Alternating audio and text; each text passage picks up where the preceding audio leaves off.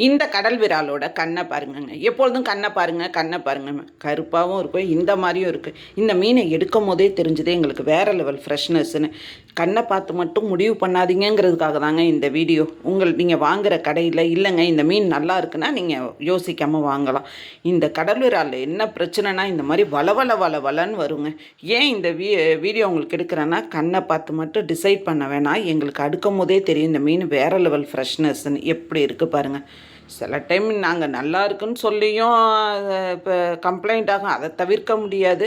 ஓரளவு பாருங்களேன் எப்படி வளவலன்னு ஒரு நாட்டு விரால் மீன் எப்படி வளவலன்னு வருதோ அதே மாதிரிங்க. உங்கள் வீட்டு ஃபங்க்ஷன் ஆர்டரு அப்படின்னா இந்த மீனை யோசிக்கலாம். பெற்றவங்க மட்டும்தாங்க பயப்படணும். ஏன்னா இந்த மீன் வளன்னு வந்துட்டு இருக்கணும். க்ளீனிங்க்கு ரொம்ப டைம் ஆகுறதுனால அவங்களுக்கு பீஸுக்கு போட்டு கொடுக்கறதுக்கு ரொம்ப டைம் ஆகும். அவ்வளவுதான். இது வஞ்சரம் மீன் மாதிரியே நடுமுள்ளு மட்டும்தான். வயிறு வரைக்கும் கொஞ்சம் ஹோல் பெருசாக இருக்கும். அவ்வளோதான் வித்தியாசம் உங்களுக்கு. இது குழம்புக்கும் சரி வறுவலுக்கும் சரி வேறு லெவல் டேஸ்ட்டாக இருக்குங்க. ஒரு நாட்டு விரால் வாங்கினீங்கன்னா எப்படி நீங்கள் விரும்பி சாப்பிடுவீங்களோ அதே மாதிரி நீங்கள் கடல் விரால் வாங்கினீங்கனாலும் தைரியமாக வாங்கி சாப்பிட்லாம். நல்ல பீஸு காணும், ருசியாக இருக்கும். இது மண்டையை மட்டும் முழுசாக போட முடியாது என்ற நாட்டு விரால் மாதிரியே மண்டை கொஞ்சம் பெருசாக இருக்குங்க.